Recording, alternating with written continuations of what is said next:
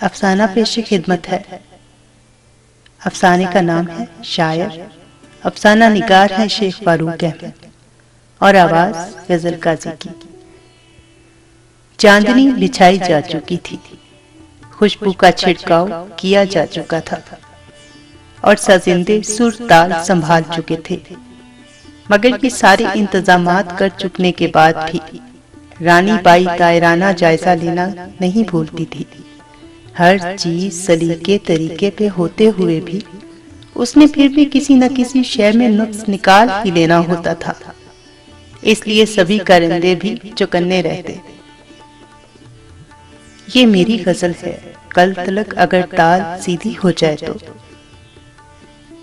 تیکھے نقوش والا یہ نوجوان کئی بار پہلے بھی یہاں آ چکا تھا، اپنے مہذب انداز کے ساتھ ساتھ بتات دینے کا اسلوب بھی خوب جانتا تھا۔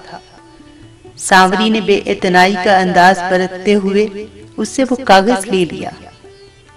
پھر محفل چلنے لگی، اور جب رات گہری ہوئی تو سانوری نے ایسے سر لگائے کہ سبھی دیوانہ وار جھومنے لگے، اور انہوں نے سانوری پر نوٹوں کی ایک گھنی چھایا سی تان دی۔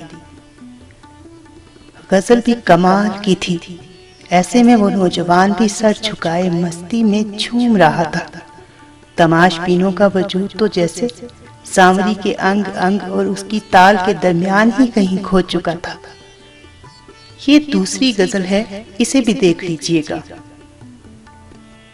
موصوف نوجوان نے جیب سے ایک اور پرچی سی نکال لی اور پھر اسے سانوری کے ہاتھوں میں تھما کر چل دیے۔ رانی بائی جیسی گھاگ عورت ایسے معاملات کو یوں نظر انداز نہیں کرتی تھی، مگر شاید آج اس سے کوئی چوک ہو گئی تھی۔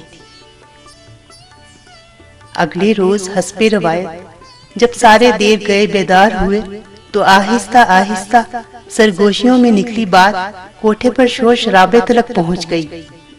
یہ کیسے ممکن ہوا کہ سانوری رات گئے کوٹھے سے بھاگ گئی؟ تلاش بسیار کے بعد اس کمرے سے نوجوان موصوف کی دوسری غزل ملی، جو دراصل فرار کا پیام تھا اور کچھ نہیں تھا۔